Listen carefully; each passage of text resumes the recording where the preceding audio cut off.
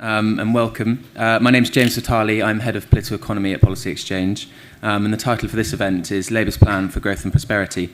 Labour's known for some time that its route back to power first demanded that it demonstrate that it could be trusted with the public finances. And to that end, shadow ministers have been ruthlessly disciplined in not making additional spending commitments this conference. And in recent weeks too, we heard that it was going to commit to a fiscal lock, which will require an OBR forecast for all significant decisions on tax and spend. But this panel is going to look at what is the next step in Labour's potential path back to power. Starmer and Reeves have stated that they are going to fight the next election on economic growth, and they want to argue strongly that they are the best placed party to deliver it. So that is going to be the theme of the discussion this morning. Investment, regulation, upskilling, upscaling, productivity, maybe even housing. And to do this discussion, I am joined by a most august panel who I'm going to introduce you to now. To my right, we have Tulip Siddiq. Tulip has served as Shadow Economic Secretary to the Treasury since 2021, leading on the development of Labour policies for the city and on financial service and the regulatory environment. And she has a keen interest in the role of financial services in reducing regional inequalities and supporting the transition to a green economy. Sonia Brown, to Tulip's right, is Vice President of Visa Europe. She also spent 2 years as Director of UK Regulatory Policy and Public Affairs at the organisation and was a member of the Visa Europe Legal and Regulatory Leadership Team. To Sonia's right is Kitty Usher. Kitty is Chief Economist at the Institute of Directors. She is a macroeconomist, a public policy research professional and non-executive director. Formerly the MP for Burnley, she was Economic Secretary to the Treasury from 2007 to 2008 and Exchequer Secretary in 2009. She was also served as Junior Minister at the Department for Work and Pensions. And to my left is Lord Wood of Anfield, former Shadow Minister without portfolio and a Fellow in Politics at Magdalen College, University of Oxford, between 1996 and 2011. He served as a member of the Chancellor of the Exchequer's Council on Economic Advisers from 2001 to 2007, and then as a senior SPAD to Prime Minister Gordon Brown from 2007 to 2010. You're all most welcome. So what I'm going to do, I think, is let the panellists speak for around 5 minutes each. I'll probably go to Tulip first, if that's all right with her. And then I'm going to ask a few questions to get us going, and then I'll open up to audience questions as quickly as I can. And without any further ado, Tulip, would you like to kick us off this morning? Thank you so much. Thank you very much. And it's great to be on such an amazing panel. Also lovely to see so many people at 9:30 on one of the last days of conference. We won't blame you if you're slightly tired like I am. But it's really good to be here. I'm sure all of you heard Rachel speaking yesterday and saying that this election will be fought on the economy. And that's something we are talking about quite a lot, as you can imagine, in the Shadow Treasury team. And Rachel and I have been discussing about how if we do win the next election, the economy that we inherit is not going to be an easy one. There's a huge challenge on our hands, and we want to take a more meaningful approach to trying to grow the economy. So, for a start, my office is undertaking a review into financial services, which Keir and Rachel have asked me to do, to look at what's our offer to the city. When we spoke to Gordon Brown and people who've actually been in government before, Gordon Brown said one of the key reasons he managed to grow the economy during the time that the Labour government were in control at 2.3% a year was because of a strong partnership with the city. So we're very aware of that, and we're very aware of the opportunities that the city can pose. So, I mean, I could mention a lot of things, but there's a few things I'll focus on, and please feel free to ask questions on that. One of the things we're really focused on in Shadow Treasury is regional inequality. We're very aware that there's no way we'll grow the country without spreading wealth and jobs into every part of the country. Now, lots of you will know I am a London MP. I was born in London, very proud to be a Londoner.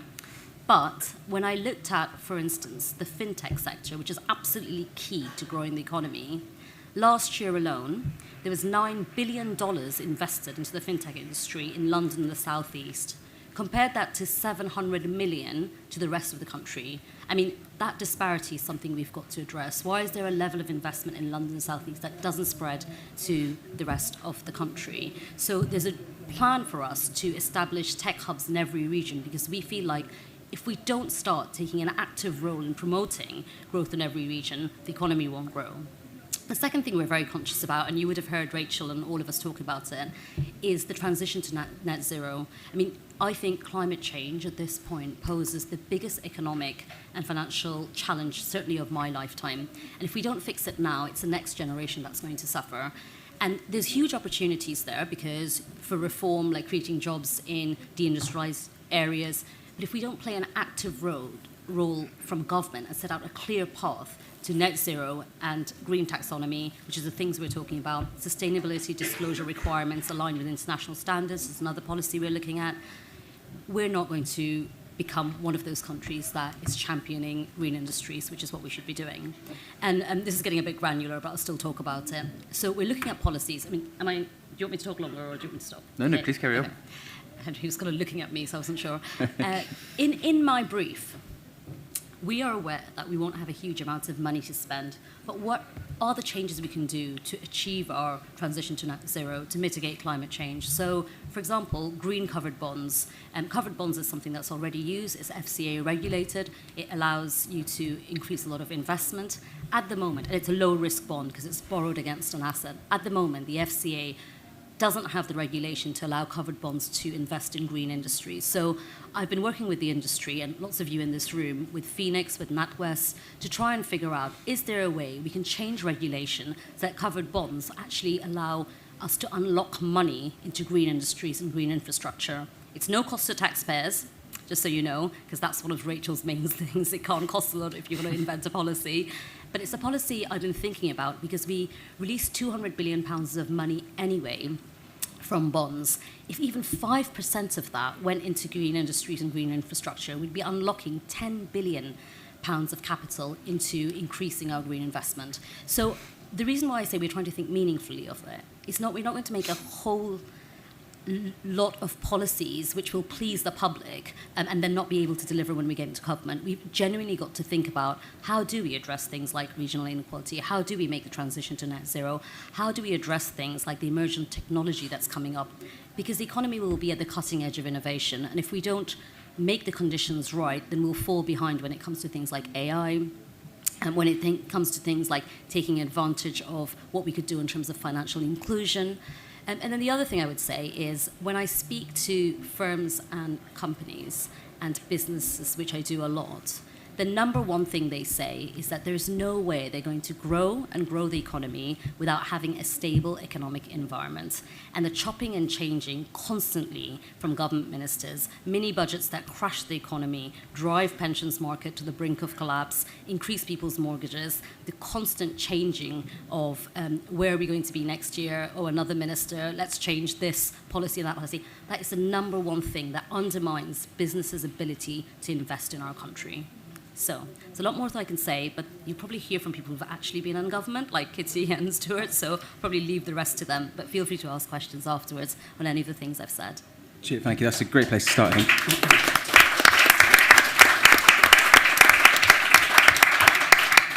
think. Just with the themes that Tulip's brought up, I'm going to actually go to Sonia first, if that's all right, because I think it'll follow more neatly. So Sonia, can I ask you to go next?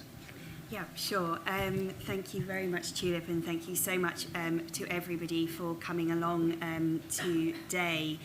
I think everybody is aligned as to why growth matters so much and why we really can all share in the aspiration that Labour hold to really unlock that growth and see us as a leading G7 country and performing at the highest levels. But I think that there are factors that actually mean that ambition could be placed at risk. And we are seeing, as a global company, lots of countries across the world really focusing on this question themselves and thinking about how they are going to effectively unlock growth themselves and how they're going to put investment frameworks in place to actually ensure that that's right. So as a UK citizen, I'm very keen that we get ahead of the curve here and that we make sure that we get the right environment for sensible and balanced regulatory framework that really strives to encourage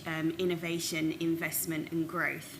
And I think one of the things that I've been reflecting on during this conference season is I think that often business is confused for thinking that we want no regulation. We don't want no regulation. We just want really good regulation that doesn't see us pointing in 3 different directions and trying to do things that we think don't actually support our customers' interests.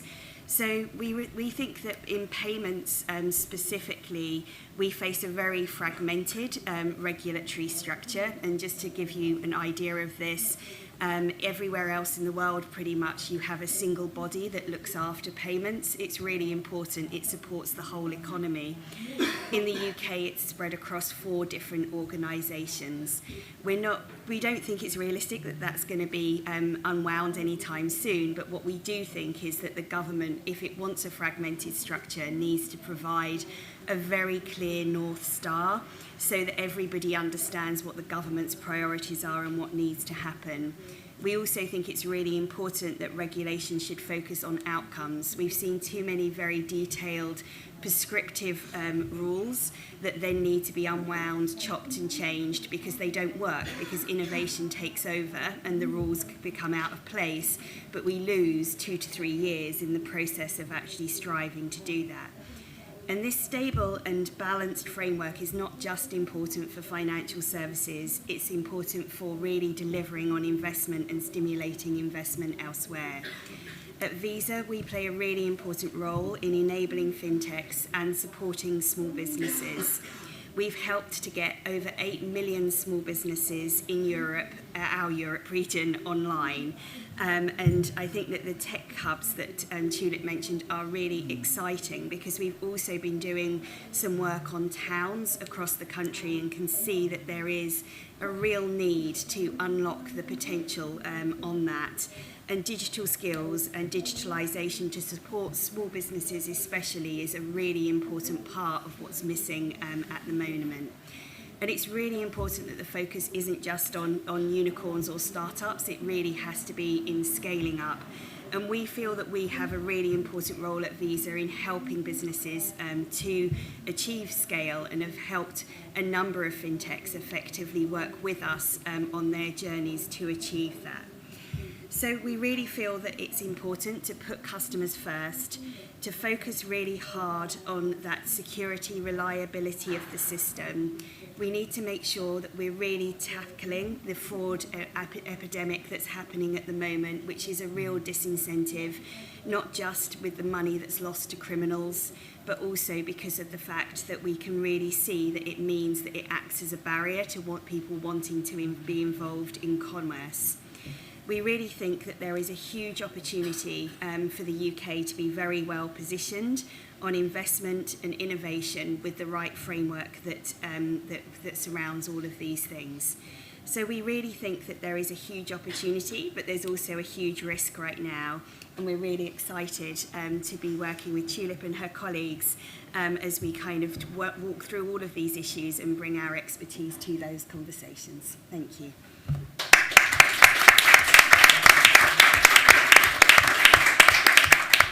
Thank you very much, Sonia. I now come to you, Lord Wood.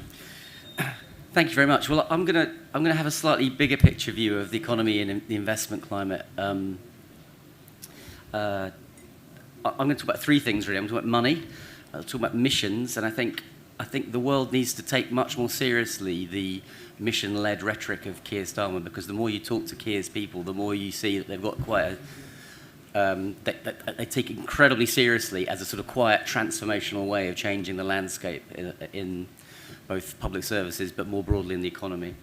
But I also want to talk about the macro context of where we are, and I'll start with that because I think it's possibly the most important feature of any political project for the next 5 years is the macro context. So I think, and as you know, obviously I'm a Labour parliamentarian politician, but I'm speaking as someone who's interpreting the leadership and what's going on, and Tulip and her colleagues. So I may be wrong. I probably am wrong.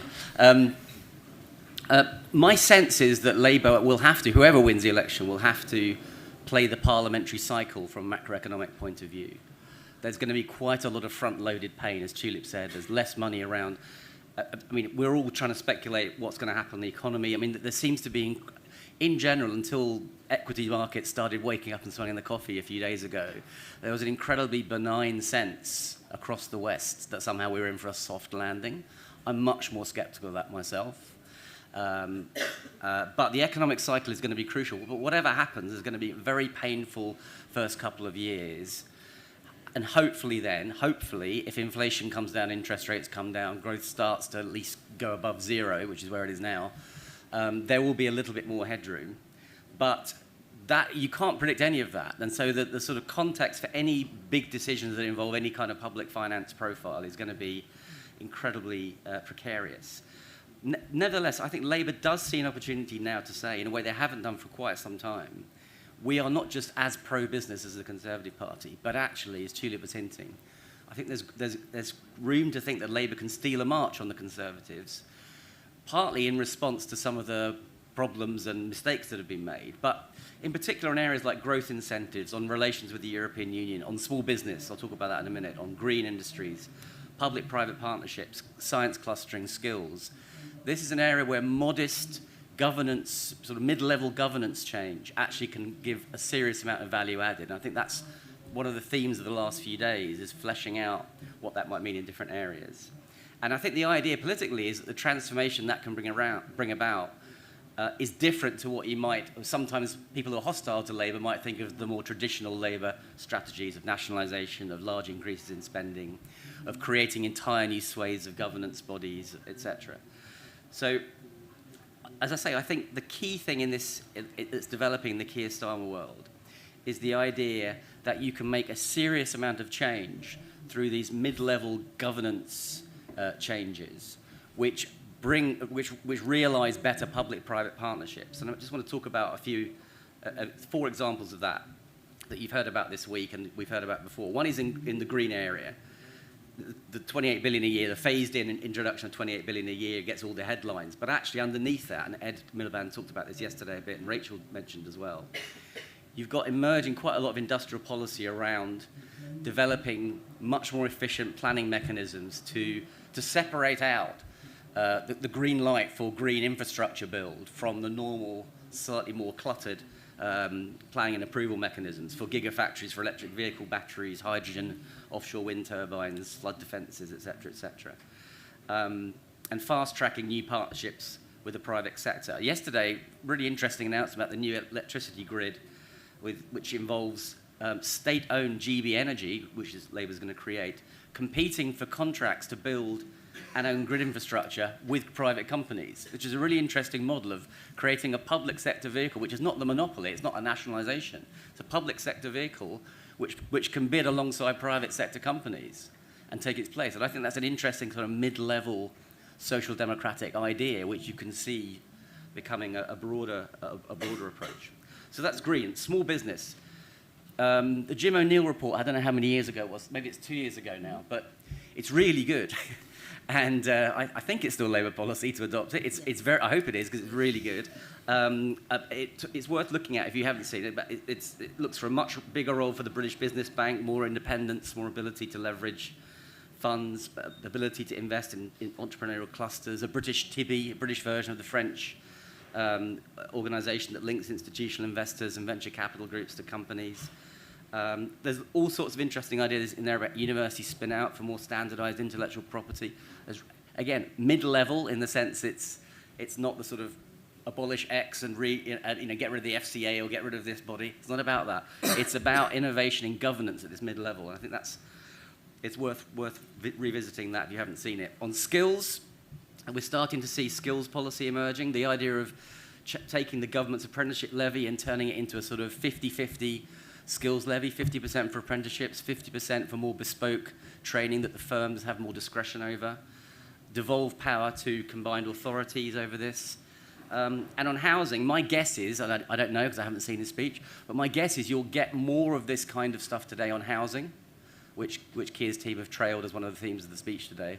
I don't think you're going to get big billions of money waved in the air, but I think you will get talk about how a different model of delivery can actually create great acceleration in the building, in house building in the next few years. So in all these areas, I think you're seeing a consistent theme emerging, whatever you think of it, which is they take very serious, what you might think of as the next phase of the Michael Barber delivery revolution. Michael Barber was very, very important to Tony Blair however long ago it was, feels like it was 50 years ago, but 15 years ago, 10 years ago. The idea of reinventing delivery and taking delivery seriously. Tony Blair, when he was Prime Minister, used to summon ministers every 6 weeks to number 10, and they were really scared. And he'd say, well, how are you getting on with these targets we agreed when I gave you the job? And they'd have to account for where they were going. And Michael Barber would sit there in a sort of benign way, and he'd basically do a checklist and then follow up by saying delivery needs to be improved here. And getting Whitehall to take the delivery end seriously was a really important and incomplete but important change. I think this is the next stage of that. I think the Keir team is taking delivery seriously as an agent of change in a way that no political party in opposition has ever done. And in a way, it's quite an unsexy theme, right? You can't knock on the doors and talk about improving delivery mechanisms. But they genuinely think that it's transformational. And so a lot of these announcements, it seems to me, fall into that category. Just one last thing, if I've got time. Sure. Back to the macro. I just want to say a thing which is on fiscal rules. And this is me, because this is definitely not Labour leadership in any way. But one of the key things about whether you can get change in the next 5 years, current spending is going to be very tight. And there's going to be small, non-DOMs and a few things which will create a little bit more leeway for current spending increases. But as Tulip said, and as everyone says, it's going to be small rather than large. Lots of taxes have been ruled out, and I expect them to stick to that very strongly. When it comes to investment, I think not just economics as a profession, and not just the public, who I think do now see a case for having a more adventure, as it were, in investment spend than in current spend. I think that's an argument you can win with the public, particularly in light of some of the problems that we all know about on things like school buildings and housing. But the fiscal rules, it seems to me, are key in making as a vehicle for making that argument. And there's one thing about the fiscal rules that I think has to be addressed. It's not a Labour problem, it's a general problem, which is it's very, very good that Labour has fiscal rules that distinguish in spending between current spending and investment spend. But the second fiscal rule, which is a rule about reducing debt as a percentage of GDP, doesn't make that distinction between investment and current spend. And if you really want to give yourself more latitude to press hard on borrowing for investment when interest rate climates permit and everything else, I think you probably have to have a fiscal rule that can enable you to be more expansive on investment. I don't expect Rachel to buy that argument now at all, but I think as a country, I think the fiscal rules need to permit that sort of scope for investment latitude at some point if we're really going to have the investment revolution, which I think is at the heart of what Labour wants to do when it comes to power. Thanks.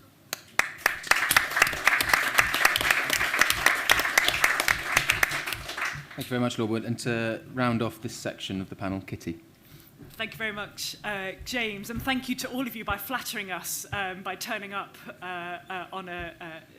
early in the morning. It's obviously a credit to Policy Exchange to be able to get you in the room, so congratulations to Policy Exchange for managing to establish such a strong brand for serious policy thinking that it works, might I say, across all different political parties at their party conferences, and I think that is a huge tribute to you, actually. It's a real pleasure to be on this panel, and particularly actually to share a panel with Tulip for a rather kind of left field reason that we were just discussing, that I think enough years have passed that I can share with you.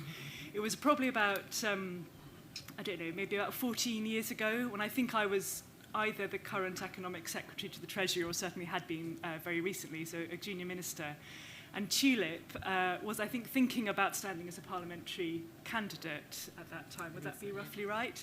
And we bumped into each other sort of I think it was in the bowels of the House of Commons in some sort of narrow passageway. And we'd known each other a little bit beforehand. And Tulip said, I want to thank you because I've cited you as proof that people with, I think she said silly first names, she now says unusual first names. I said unusual.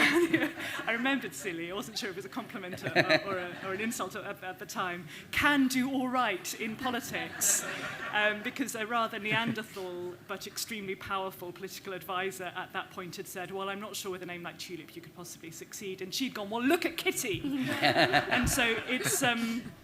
It's very it's sort of rather sort of poignant that we should have a tulip and a kitty on this platform. And it was Philip Gold, by the way. You named him, not me. It was Philip Gold. And you know, you've certainly proved him wrong. And it's been wonderful to watch you do your job so well. So it's really, really nice to share a platform with you. Right. So I'm here representing the Institute of Directors, which, as many of you will know, is one of the main trade bodies in Britain. What is not often fully understood is that actually we have individual members who tend to be running small and medium-sized businesses. The word director in common parlance makes you think of a sort of footsie fat cat, and there's a role for those in Britain certainly. But we have everyone from sole traders through to being directors on the boards of very large companies. But the sort of median is perhaps a company with maybe 50 to 100 people, perhaps a turnover of, I don't know, some tens of millions. And so we're very much the kind of growth engine, the kind of mid-market of the British economy, and covering all sectors and all regions and nations of the UK.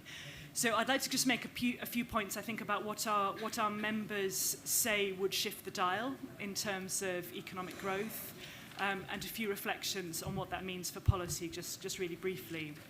And I think, having worked both in government and also now, more recently, in the private sector, what's really struck me is the sort of how they view each other is really kind of really worth kind of properly understanding, because sometimes when you're in government, and sometimes I think we've seen this a little bit with the current government, they tend to take a view of the private sector that it's sort of so precious and so important that you have to sort of wrap it up in cotton wool, and anything that it wants to do sort of must be allowed to do so, and the role of government is to step back and let the private sector flourish. And that's a perfectly reasonable argument, but often when you're in the private sector, when you're running a business, actually you fully accept almost to government, you do your job to let me do my job, and your job is to lead and to set direction for the country. And those two views don't perfectly map onto each other, because if business is saying, go on, lead, tell us what our countries and societies kind of priorities are, we need to know that to set the tram lines for our own business so that we can make our own business plans within it. And if government is saying, no, you are the ones that are wealth creators, therefore anything you want is good, there's actually a bit of a gap in there, I think. And so one of the reasons, and this is not a party political point particularly, is one of the reasons that I like the way that Keir and Rachel are framing economic policy is that it is about a partnership approach on the really big issues that face our country. And they use the phrase, we want to shape markets, i.e. understanding that markets have power, but that they can be set off in a certain direction that is pro-society.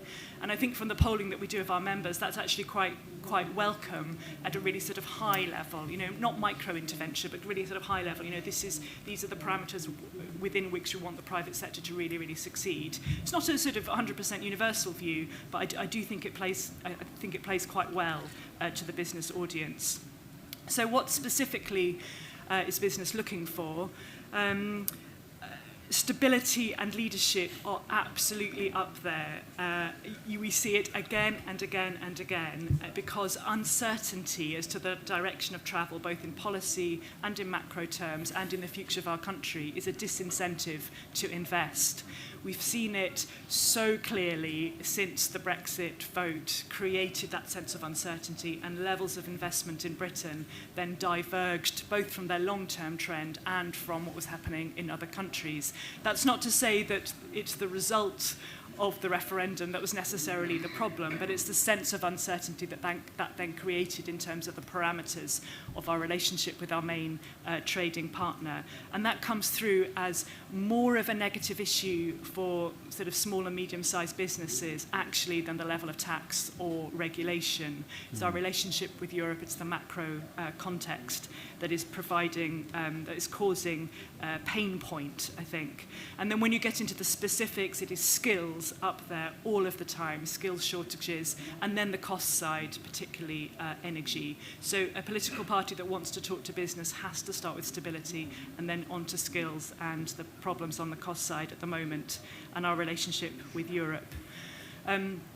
Coming back to investment, we talk about the word investment meaning lots of different things at the same time. It's certainly this week, I think, has been slightly more talked about in the context of inward investment. So you imagine a large company, perhaps multinational, deciding whether to come to Britain and what type of relationship to have with either devolved authorities or with national government that makes that possible. Very instantly leads us into the importance of strong infrastructure. But actually, our members are more concerned, and this mustn't be forgotten, with the type of investment for firms that already exist and already have a certain geographic footprint.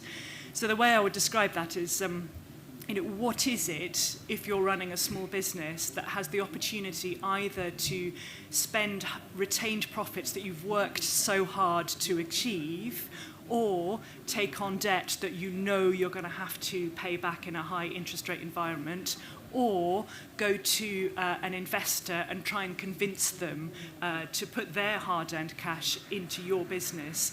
What is it that makes them do that today, as opposed to thinking, well, maybe that's something for tomorrow, because it has to be today in order to have the macroeconomic impact that Lord Wood was just talking about? And we find it's actually quite a straightforward answer. Investment intentions mathematically, statistically correlate with perceptions of the future strength of the UK economy. So if you think that the economic outlook is uncertain, you're not going to invest that marginal pound, because for the very simple reason is you can write the best business plan in the world and do all your due diligence, but it could get wiped out by something outside your control, so why would you take that risk? And so that then comes back to the importance of leadership, the importance of long-term planning, the importance of being able to set out a vision for the country in the long to medium term. At the moment, at this point in time, in Q3 of 2023, we're seeing that levels of uncertainty rising, investment intentions falling. I suspect it's as the ripple effect of higher interest rates are sort of washing their way through the wider economy. So it may be short term. It just may be a sort of point of recalibration and adjustment and uncertainty and sort of pause. So I'm a little more optimistic, I think, than Stuart is about a soft landing. I think it is still possible, but it is also the case that the dashboard is flashing red, and everything is sort of, certainly at this point in the year, pointing downwards compared to where it was 6 months ago. But it is better than it was this time last year, when the effect of the mini budget just made everybody presume we're going to hell in a handcart and tear their hair out. So there is some hope.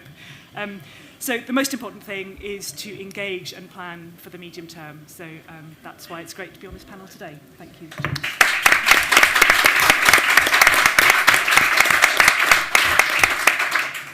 Well, that was superb, and I only regret that I can only give you 5 minutes each. I would have liked to give you more than that. But there's some serious expertise in this panel, so I'm going to fade into the background quite quickly. But I think I'll just kick off with maybe 2 or 3 questions, and I'm going to try and probe Tulip in particular about the real points of divergence with what the current government's policies are in this area. So the first one, we should talk about regulation because that's come up in everyone's speeches. The Edinburgh reforms have been quite widely praised and welcomed by the sector. What does the Labour Party see as the next steps in this area?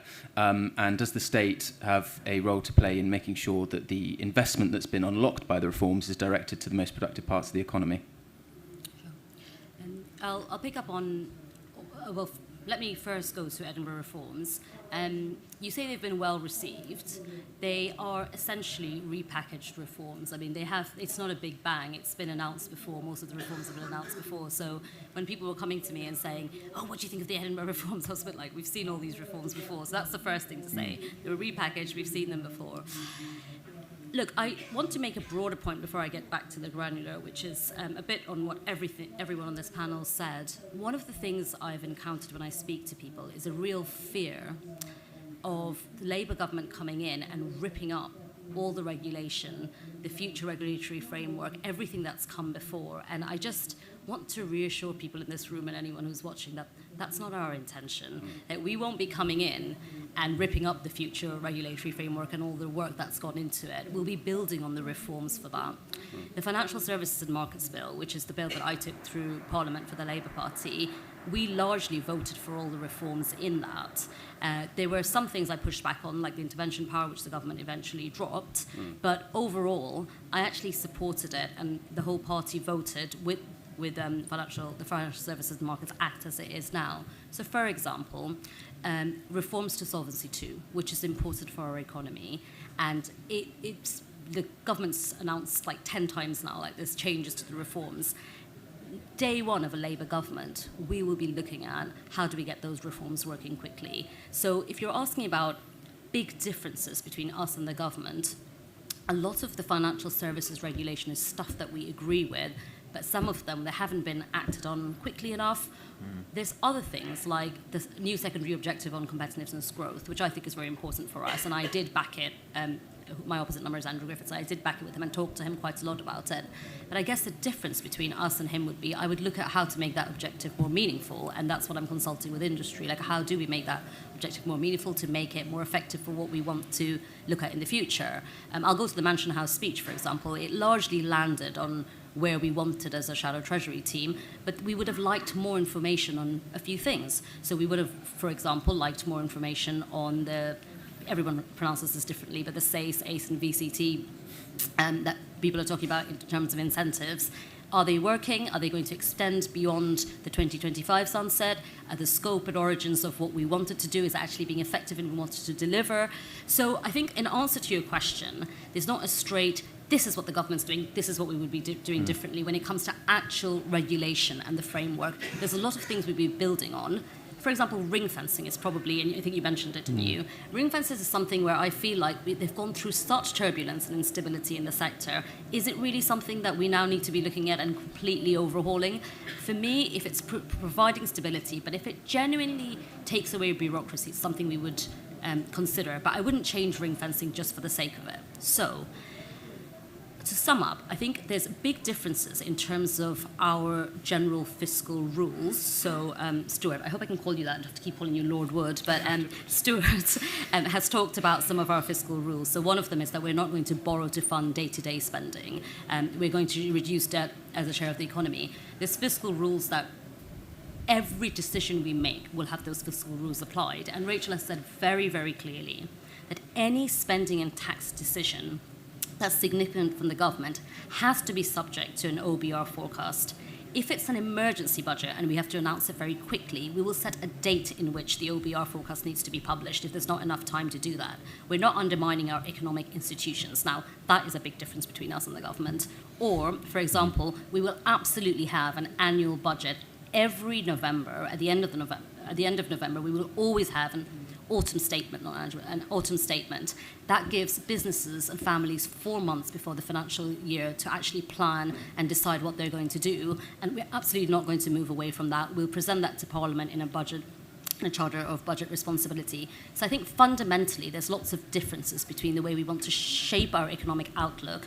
But if you're actually talking about regulation and the regulatory future framework, and also the regulation that financial services is operating in at the moment, I'm not going to come in and make change for change's sake, like just to prove that, oh, guess what, you know, we're going to completely move away from what people are doing. And funnily enough, I mean, this is a conversation I was having with the minister I shadowed previously, who's John Glenn, who lots of you will know.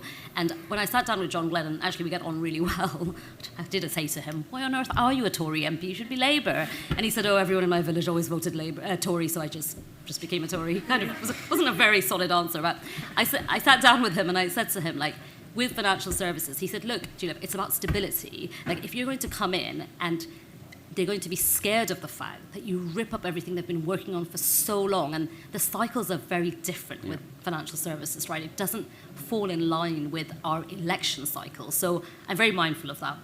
That's a long answer to your short question. No, it's good. I want to come back to your point about certainty in a second, but just, Sonia, I just wanted to turn you. I mean, we were talking before the panel started about the distinction between more regulation, less regulation, and just better regulation. But I mean, it comes up time and time again that SMEs see compliance costs and regulation as one of the big inhibitors to growth. Are there structural changes that you'd like to see in the way that we do regulation that you think would unlock growth for particularly our SMEs? Yeah, I mean, I guess that it's really reassuring to hear from Tulip around the stability aspect, and that's really important for business. But I guess that what I would add is that we are in a period where technology is changing at an extremely fast pace. And so one of the things that I think that we need to make sure is that there's sufficient agility in the frameworks. We need stability and agility to effectively adapt. And that's why we think that an outcomes-based framework is so important, because outcomes allow government to effectively say this is what we're wanting to achieve without getting into the dotting the I's, crossing the T's on every single piece of regulation. And we think that then frees up all business to actually focus on how to actually go about achieving all of those outcomes. And I think that it's really important. And I guess that I would say is that there isn't really the distinction between big business and small business. We work together as business. And I think that a really great example of this is that we did work with the current government to raise contactless limits during the pandemic, which was a huge enabler of small businesses being able to effectively receive more payments at that time when people were very frightened of paying in different ways. And so I don't think that there's this big distinction between the needs of different types of business on some of these things. It's just give us clarity, focus on the goals that you want us to achieve, and allow us to all innovate to effectively achieve those goals in the best way. Yeah, I'd just say that's exactly what we've heard when we've engaged with businesses too. Two quick questions, and then I will open up. Kitty, I'm going to try and tie a few strands together here, so bear with me. But I'm going to try and tie Europe into the sort of macroeconomic international investment environment. So, and maybe try and throw green investment in there too. But is the future for the UK in a competitive investment environment where it needs to attract investment, particularly for things like green projects, is it divergence from Europe? Is it a bespoke model of regulation that will attract investment, or is it greater alignment with Europe? How do you see that working out for the UK in the future? Okay, I think we should reduce this question to very, very technocratic, granular, individual issues. I think if we start sort of having principle-based conversations about more or less alignment with Europe, it just creates even more instability in the overall discourse and framework, and that's disturbing for the private sector. So where I hope we'll get to, and I know I'm the one who mentioned Brexit, it's my own fault. Yeah, it is. But a few things not supposed to mention, I won't mention the others.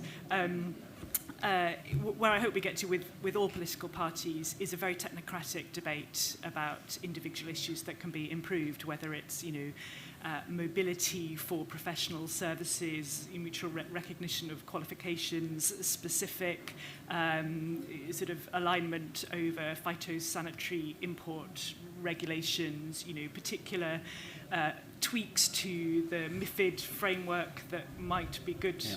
But not unsafe for British capital markets that don't concern the city that we're de-aligning kind of for its own sake to make a political point rather than for purely practical reasons. So I think the, if we're pronouncing it SAYS, sunset clause, is a really, really good example of this. Now, I may have got the technicalities not quite right, but my understanding is this is a tax incentive scheme for investors to be able to invest in startup companies that actually derived its legislative base from an EU framework in some way, and it had a sunset clause. It expired, I think, next year because of, so instantly it's technical, because of the way it was set up under EU law.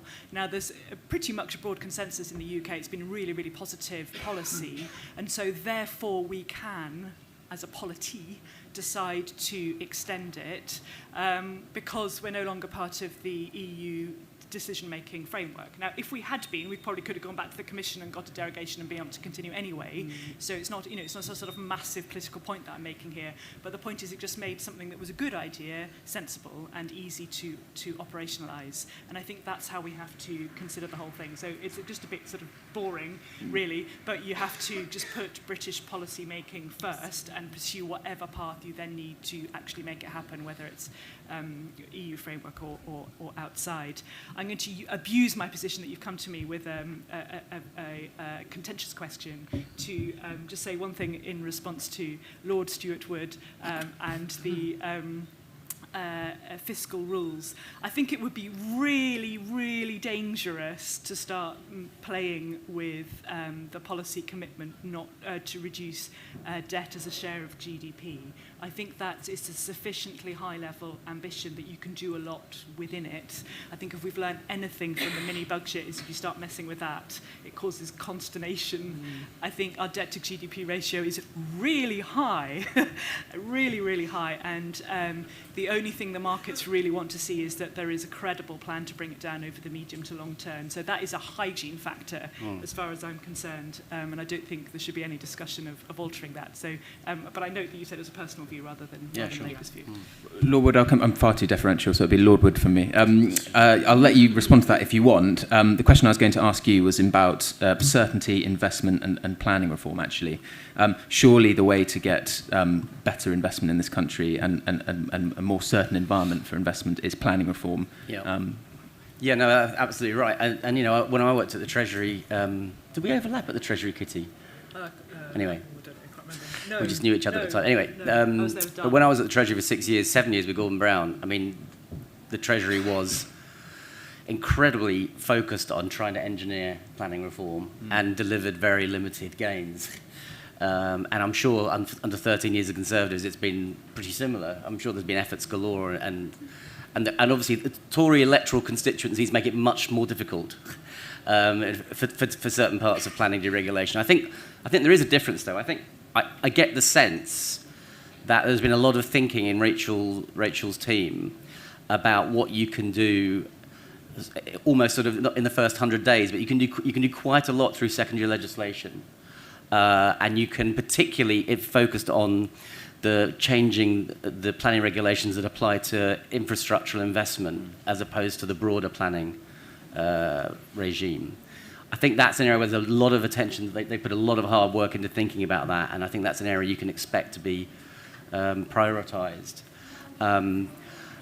So for me, that the priority, there's all sorts of issues with planning, ranging from extensions to your house to offshore wind. And for me, the priority in terms of breaking through a traditional reluctance to accelerate has to be in new infrastructure investments, particularly in the green area. That seems to be an absolute priority. And the good news is that Rachel's team, I think, does think that's the priority and is going to try and make some progress on that very quickly if she became Chancellor. Great. Well, I'll go to audience questions now.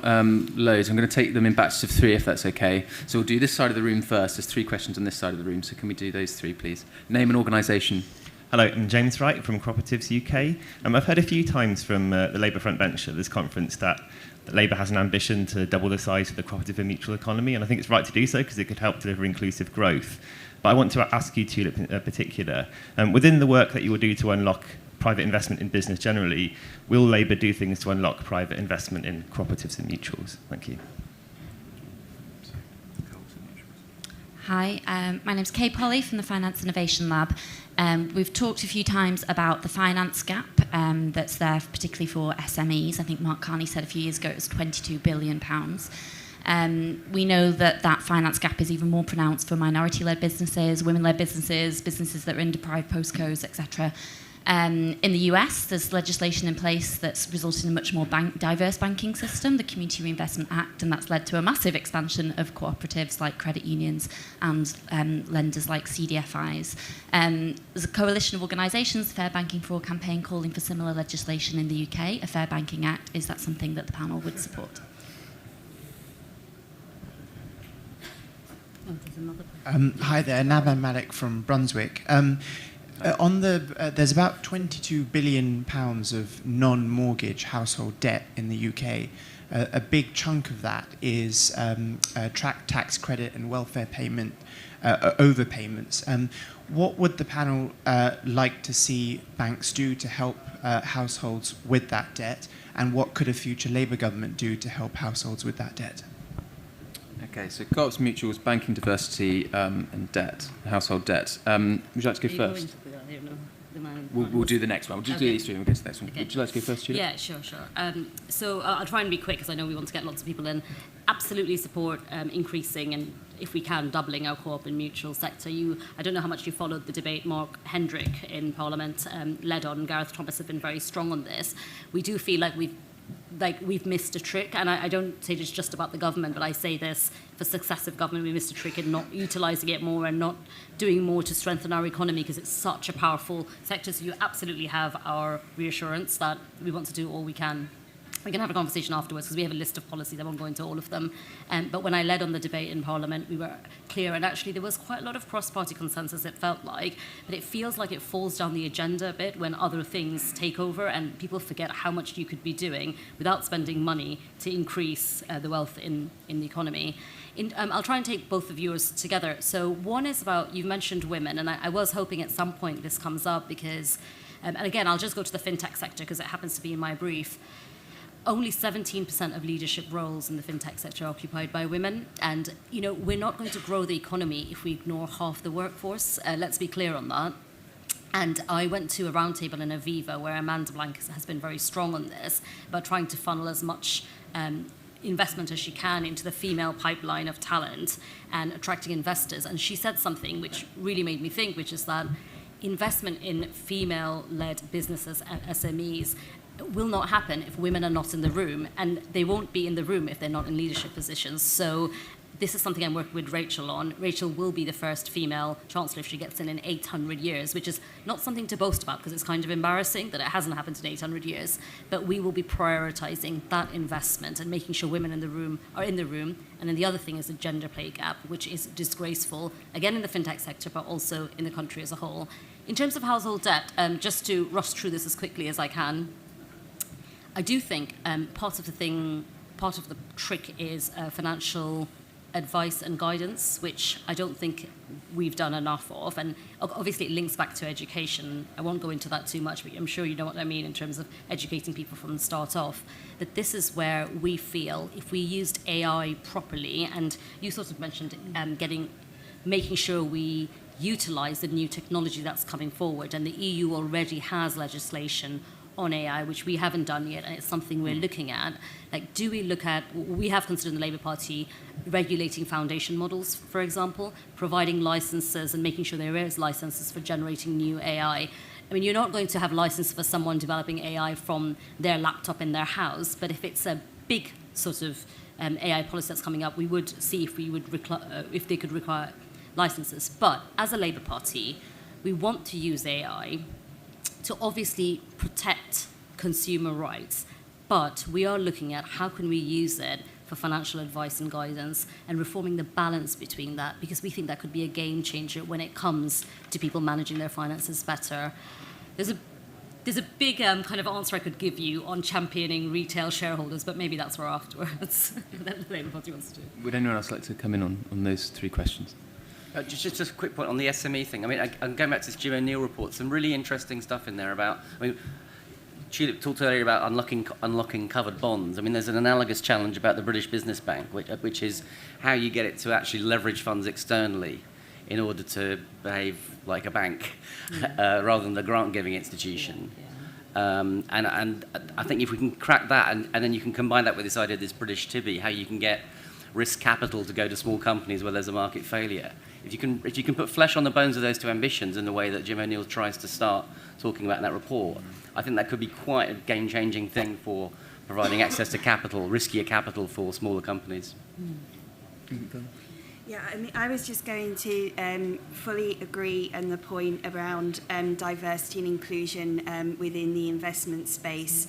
At Visa, we're really lucky. I'm part of a 50-50 female-male leadership team, and with female leaders that have significant P&L responsibility for running our business. And I think that you know, we often do hear from SMEs about the fact of how hard it is going in to pitch to all male groups about female-led products and effectively being turned down because they're just not getting the hearing of products that actually would be super successful, but they're not able to do that. So I think that there is something very important here about diversity within funds and making sure that that diversity really comes through. I do think that on the global US example, I think there's pros and cons on all of these things, and we have to be careful about it. But I think that for me, one of the things that we do need to do is look at the existing regulation that impacts our banks and the extent to which that actually is restricting SME lending at the moment. And there is some really important things in that space, including as well, not only on the purpose in allowing people to effectively get higher mortgage rates if they want them, and all sorts of things in that space that could actually unlock and support people.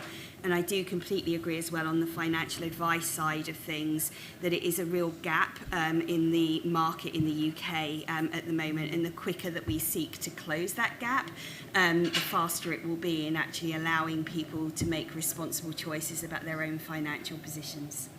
I'm going to go to Kitty. I'll give you first dibs on the next set of questions, but I'm going to go to another set of questions if that's all right. He was at the back, had his hand up very early, and then we'll go the two at the front here. That gentleman there and this one on the left.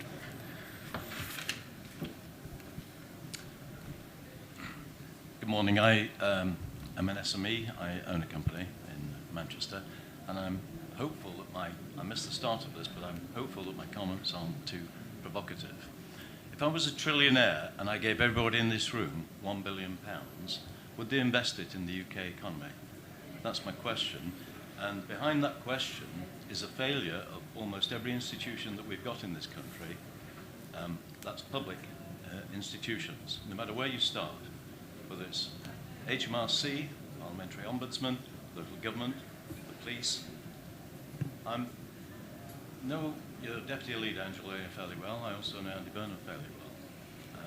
I'm going to make these points to them. I've been a successful businessman for 37 years. The word I was just going to press you for a question, sorry, because we're running out of time. Well, my first question was, in terms of, if people had the money to invest in the UK, why would they not invest in the UK? Yeah, how many British-born people are investing in the UK? It just doesn't happen, for all the reasons I could give you. Thank you. Just at the front here, please. One or two. Thank you very much. Riccardo Tordera from the Payments Association. Tulip, you said very reassuringly that you're not going to rip off the legislation that's going on. There are two very important reviews out at the moment. One's the Chancellor that has asked an independent review on payments. So where is payments for Labour is a high priority, hope so. Second, Kemi Badenoch has announced a regulatory review aiming to make regulators more accountable. What's your views on that?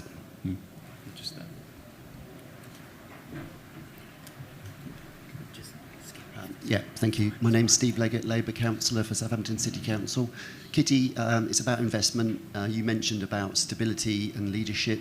What's your opinion about the recent decision to change the date for petrol and diesel cars to be phased out from 2030 to 2035, and the impact on investment with the big auto manufacturers, plus also the supply chain with lots of SMEs? Thank you. Kitty, I said you could go first, so why don't you kick us off? Thanks very much indeed. First of all, the entrepreneur at the back, thank you very much for your comments. I don't think it's for us to say where other people should invest their money, because that's a private sector decision. But if I had £1 million, I'd be very grateful to you for giving it to me, first of all. And I would certainly invest in the UK, because that's the market that I know and I think has massive potential. And I'm sad that you feel disillusioned by our institutions, but it's not my job to defend them. But I hope that in time you will come to feel optimistic and hopeful about the future of the UK, because I certainly am. Colleague from Southampton. I mean, sort of slightly facetiously congratulate the Prime Minister for managing to unite the automotive sector with the green NGO lobby in opposing the decision that he made. In terms of our membership, the sort of response is very, very clear. It's another example of uncertainty where they thought they had certainty, and the decision to phase out in 2030, whilst ambitious, was a clear policy decision. So quite a good example of the tramlines within which business, both sort of at the top of production but also along the supply chain, sort of knew that they had to operate. And then combined with a sort of partial rowing back and some companies saying they're going to stick to it anyway, it's just created a sort of overall sense of uncertainty, which is exactly the opposite of what we need. So sure, be pragmatic in terms of setting the targets, but to change so abruptly, I think, is very damaging for businesses trying to make choices about where to invest. So thank you for your question. I might, because we're running out of time, I might go from right to left and let each of the panellists give their concluding remarks and answer the questions they can. So, Sonia, concluding remarks or answer to the questions, whatever you prefer. I just to say that I think that the aspiration for growth is absolutely the right one, and we need to keep talking and working together to actually really achieve that, because there are important ways that it can be unlocked, and business is here to do that with you. Sure. I'll just make an overall point, which is that one of the things we saw when we looked at why businesses and firms, for a start, were looking to list elsewhere. So Arm Holdings, which is a UK tech success story, has decided to float in New York rather than London. And we are considering in the Labour Party, what do we do to make London a more attractive, or the UK a more attractive place to list. But one of the things we did look at, and this is a whole different conversation we're going to have another time when you organise another event, is that compared to our peers, actually our firms and organisations in this country receive the UK receives relatively little patient funding from pension reform, and that's one of the conversations I think we have to have if we want to change the landscape, is how do we look at our fragmented pension reform funds, and how do we make it more accessible for businesses and firms to access the funds from there. So in the Labour Party, we're looking at the consolidation of maybe DB, DC and the local government pension schemes to get a higher return for savers. And I think that will really change the landscape for people who want to be in the UK and want to scale up and grow their business and don't have the opportunity to. In terms of regulators, just to say to you, in the Financial Services and Markets Bill, we looked very carefully at holding the regulators to account, and broadly we ended up on the same page as the government. If there are other things we could explore from the Labour Party, so just to say we are on the same page with the government on this, but if we wanted to explore something, we would look at, do we give either government or the Treasury slightly higher enhanced powers in which they're reporting back? But at the moment, we feel like the decision that was made in the bill still stands for us. I'm going to leave Julep for the last word rather than me, that's fine. Fantastic. I wish we had more time, but we have run out of it. I've got two thank yous and an apology to make. My apology is to Oscar Bickett, firstly, for running over for the third consecutive event that I've chaired. My thanks to Visa for kindly sponsoring this event, and to all the panellists for a really fantastic discussion. So join me in a round of applause, please. Thank you very much.